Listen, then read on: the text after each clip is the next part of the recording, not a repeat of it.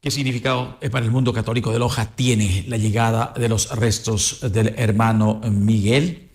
Que muchísimos, casi la mayoría, no conoceremos, que sus nombres reales fueron Francisco Florencio Luis Pérez Cordero Muñoz. A lo mejor no es el orden, pero esos son los nombres. Pero lo vamos a conocer en esos momentos en vivo, cuando estamos ya para iniciar la entrevista con quien nos acompañará en el transcurso de los próximos minutos y que viene evidentemente acompañando a los restos. Jean-Pierre Zambrano, custodio de las reliquias del hermano Miguel. Bienvenido a Loja. ¿Cómo lo han recibido a esas reliquias y a ustedes? Buenos días. Muy bien, en la gracia de Dios, pues una experiencia de fe, de peregrinar con las reliquias de Miguel, en esta ocasión en la diócesis de Loja, aquí en esta ciudad. Recorren varias diócesis, varios países. ¿Cómo se ha dado? ¿Es un peregrinaje que busca qué? Estamos en el año jubilar. Peregrinos de esperanza, lo denominó el Papa Francisco, lo continúa el Papa León XIV, y los lasallistas estamos viviendo el año de la espiritualidad lasallista en toda la comunidad a nivel mundial. Hay que caminar y llevar un mensaje de esperanza aquí a nuestra sociedad y junto a ello para vivir y dar a conocer y renovar la devoción en el Santo Hermano Miguel. Estamos peregrinando en las diócesis donde está la obra lasallista. Ha sido tan bonito la experiencia que los superiores nos están pidiendo que salgamos a América Latina para seguir dando a conocer a este gran santo de nuestro país. Ustedes están en el Ecuador, en varias ciudades, y en el resto de América del Sur, por ejemplo, para irnos o circunscribirnos en la región, en casi todos los países, en algunos, en pocos. Salvo Uruguay, en toda América Latina. Y qué raro, ¿por qué no Uruguay? No nos llamaron en ese tiempo, los obispos no nos han llamado. Es el único país de Cono Sur en el que no nos encontramos. Ustedes, bueno, lo que fue en Loja, por ejemplo, la escuela José Antonio Guiguren en La Salle. En esta nos educamos las generaciones, pero que la mayoría de generaciones que iban a los establecimientos en Loja de educación superior. Los hermanos que han pasado, todo lo que se ha dado en estos temas en torno al hermano Miguel, ¿qué influencia pueden tener quienes, por ejemplo, han cursado estudios en estos establecimientos? En el sentido de la religiosidad, en el sentido de quizá continuar o al menos absorber en alguna medida los preceptos del hermano Miguel. En este siglo XXI hay que volver a hablar con pasión de Dios. Bello que este espacio le demos fuerza a la vida cristiana. No hay que tener miedo de nombrar su nombre, de conocer, de vivir la experiencia de fe. Los antiguos alumnos tienen una riqueza al llevar el carisma de La Salle, pero nosotros los lasallistas, voy a hacernos una crítica, somos malos para cacarear el huevo y debemos dar a conocer la fuerza de este santo nuestro coterráneo, gran pedagogo, patrono de los educadores y patrono de los catequistas, un santo que hace milagros. Y hay que volver a renovar la devoción en los santos, volver a creer en la fuerza que tienen los santos, en la espiritualidad. El que hace la obra es Dios, los santos interceden. Claro, y como se dice, un hombre que nació cercano, Cuenca, 1854, parte de la historia. Noviembre, un aniversario más, el 7 de noviembre, según leía, aniversario de lo que fue el nacimiento del hermano Miguel. ¿Qué hay en Cuenca en recuerdo de lo que es el hermano Miguel? Muchos de los que los escuchan no conocerán aquello. El arzobispado, donde es la casa del arzobispo de la arquidiócesis de Cuenca, las oficinas de ellos, es la casa natal del santo hermano Miguel. ¿Por qué la perdimos los hermanos? Pues sencillo, porque los papás de Miguel en su tiempo alquilaban ese espacio y no lo compraron. Pero está la casa natal del santo. Están las dos obras donde se fundaron las primeras escuelas. La primera escuela de los hermanos en Ecuador y América Latina, porque somos el primer país donde llegan los hermanos aquí en el Cono Sur.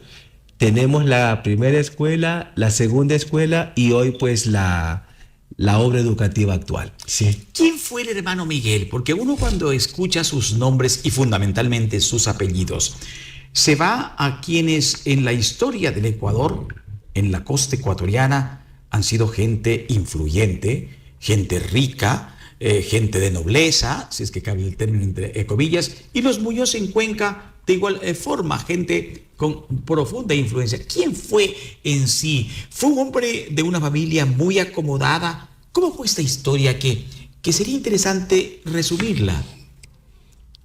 4 ideitas. Pues sí, de una familia noble, una familia de buena alcurnia de nuestra querida cuenca del país. Primogénito de los papás, la ilusión del primer hijo, la desilusión al momento de nacer, que nace con los pies torcidos. Que hasta los 5 años o había que cargarlo, o había que llevarlo en la silla, o el niño tenía que gatear por el suelo. 2, la presencia de la Santísima Virgen María. A los 5 años ella se le aparece en el rosal de la casa y le llama. Y él se admira que una señora bonita de blanco y azul le llama: tía, mira, ¿no lo ven? Y Miguel empieza a caminar. Miguel es el 9º alumno en la primera lista de la primera escuela que abrimos los hermanos, que se inscribieron en el 4 de mayo de 1863. Le encantaba la educación que brindaba. ¿Él fue a los 9 años recién a la escuela? Claro, sí. Porque nació en 1854, febrero. Pero la primera educación la daban en casa. Y los hermanos llegan el 28 de febrero de 1863 y la primera escuela se abre 3 meses posterior, el 4 de mayo. Y el 9º alumno de esa primera lista, Luis Francisco Florencio Febres Cordero Muñoz. La trascendencia como hermano o como religioso, como hermano Miguel, ¿comienza estudiando qué o cómo se desarrolla su vida ya cercana a lo que es la iglesia? A más de lo que nos ha contado de lo que sucedió en su niñez. A él le impresionó la forma de ser de los hermanos. Los papás no querían que ingresara a la comunidad de hermanos. Lo ingresaron al seminario, 3 meses estuvo en el seminario menor. Dice él en sus escritos: estoy como pez fuera del agua. El obispo al final dice que se haga lo que Francisco quiere. Y sale del seminario y vuelve a los hermanos. Y el 24 de marzo de 1868, a los 14 años, toma el hábito de los hermanos y cambia el nombre a Hermano Miguel. ¿Quién es él como religioso? Un gran pedagogo. Recordar que en ese tiempo los religiosos no iban a la universidad como hoy, eran autodidactas. Qué sabiduría la que tenía nuestro coterráneo. Era un hombre bilingüe, dominaba perfectamente el francés, porque su padre daba clases de francés. Podía tener los contactos, hablar en el idioma extranjero. En ese entonces se daban las pruebas frente a alguien delegado de la presidencia. Dio las pruebas finales de colegio frente a García Moreno, en español y en francés. Y qué admiración de ver a este niño cómo tiene una sabiduría innata y un dominio perfecto del idioma. El transcurso de su vida se quedó siempre en Cuenca, fue a Quito, salió al exterior. ¿Cómo fue el transcurso ya posterior a lo que fue el inicio de la carrera como pedagogo? Los santos son humanos. Miguel, a lo que el papá ya estaba con los hermanos y regresaba de Guayaquil o de sus viajes en el exterior, los superiores los trasladan por la noche de Cuenca a Quito, para que él vaya a continuar sus estudios, continuar la clase en la primaria impartía los conocimientos a los niños, y sobre todo en el Beaterio, que fue el primer lugar donde estuvo, y luego en el Cebollar. Fue donde más ejerció su ministerio. Miguel murió a los 56 años.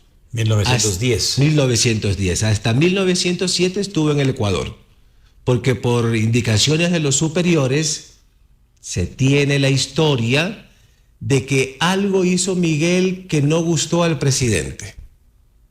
Un santo, yo creo que algo que no le hemos estudiado con fuerza a Miguel cuál fue la injerencia suya en la política del tiempo, porque fue parte de la Real Academia. Un hombre que junto a Juan León Mera y otros notables del Ecuador de de ese tiempo, estaba un religioso vestido con esta sotana. Ojo, y eran tiempos convolucionados de la Revolución Liberal.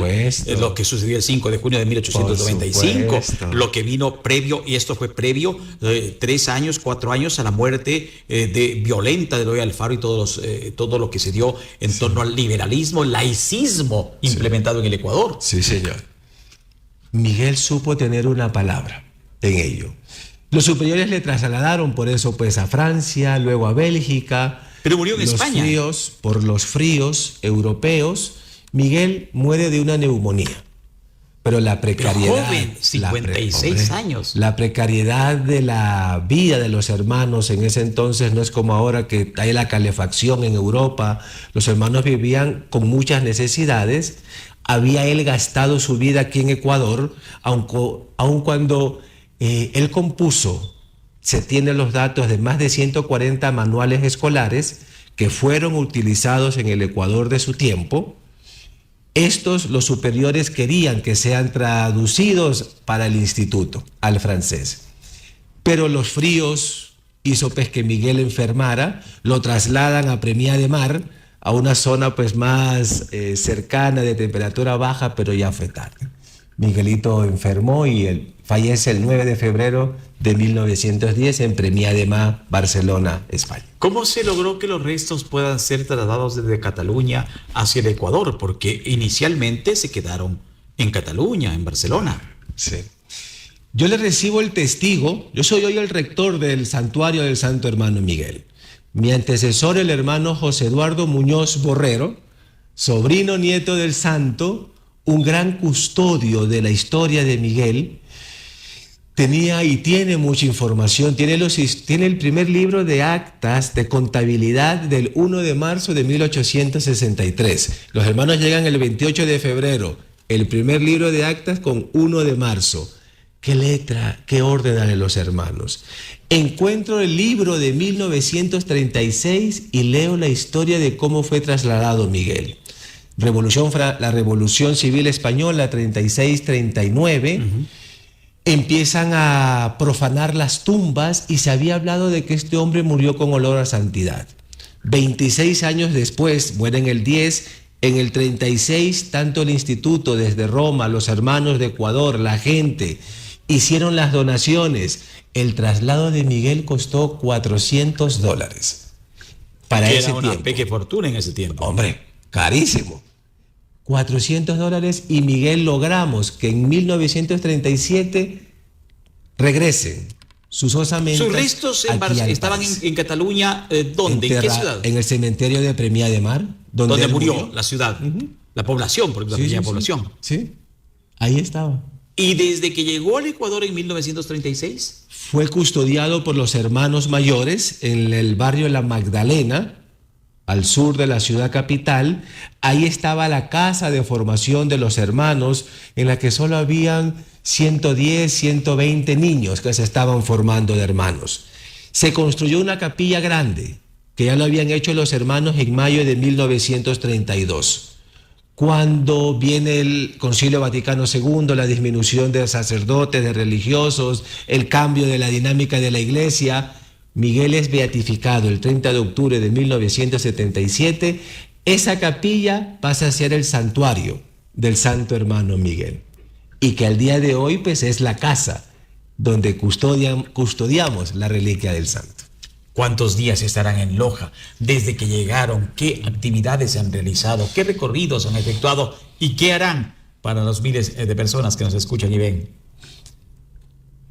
Con el Santo Hermano Miguel somos peregrinos de esperanza. Ese es el lema de esta actividad de fe que estamos haciendo. Un mensaje de esperanza a la iglesia. Porque primero los hermanos no hacemos solo nosotros la figura del santo, sino que sea de nuestra iglesia ecuatoriana. Ustedes son hermanos. Eso muchas veces a la ciudadanía le inquieta, no logra entender con claridad y es bueno especificarlo. No son sacerdotes. No somos sacerdotes. No dan misa. No celebramos. No precedimos. Claro, sí, exacto. Pero sí. Que asistir a misa o sí. Asiste, todas por las supuesto. Celebramos, sí. No, el fundador nos dijo, cuando fundó este instituto, hombres que se dediquen por entero, de la mañana a la noche, a la educación humana y cristiana de los niños. No serán sacerdotes, no serán laicos, se llamarán hermanos. Y eso somos. ¿Cuántos hermanos componen o son en el Ecuador? Hoy 23 hermanos del distrito lasallista norandino en Ecuador. Son pocos, ¿ah? Pocos, 20 obras. ¿Sí? ¿Y esto aumentará, disminuirá? Porque la obra de los lasallanos en general, los lasallistas, ha sido una obra que ha trascendido décadas, que ha trascendido siglos. En Loja tenemos grandes ejemplos. Sí. En Guayaquil, en varias ciudades del país. 20 obras. Hoy la misión la tenemos clara, que es con hermanos y seglares. Los seglares son hoy la vitalidad de la misión educativa lasallista, porque ellos también tienen que embeberse del carisma. Este carisma ya no es únicamente de los religiosos, desbordó para todos aquellos que desde su vocación laical o sacerdotal quieran hacer vida el carisma de Juan Bautista de Lasalle. ¿Hasta cuándo permanecerán en Loja? ¿Y los ciudadanos interesados en estar cerca de los restos podrán ir? Sí, señor, estaremos hasta el día domingo. Hasta este domingo, pasado hasta mañana. El día sábado, digamos, aquí en la institución, En Lasalle, que es donde está principalmente la reliquia, porque el domingo vamos a ir a una parroquia que tiene su nombre, Orianga. Entiendo en el Cantón que Paltas. sí, a la costa, a unas 160 kilómetros de aquí, están preparando una celebración para recibir a su patrono. Y finalizamos ahí la peregrinación aquí en la diócesis de Loja. En el mes de julio estuvimos en Cariamanga, que también tenemos ahí otra obra educativa a los hermanos. Y continuaremos en el mes de noviembre en La Tacunga, Ambato, Riobamba, Guayaquil, que es lo que estamos haciendo en este año jubilar. Muchísimas gracias por acompañarnos y por compartirnos esta historia, que es riquísima, del ámbito religioso y con seguridad de muchísimo interés en un pueblo mayoritariamente católico como el del sur del Ecuador. Gracias. Gracias a usted. Que esté muy bien. Mundo Visión, la mayor fuerza informativa del sur del Ecuador.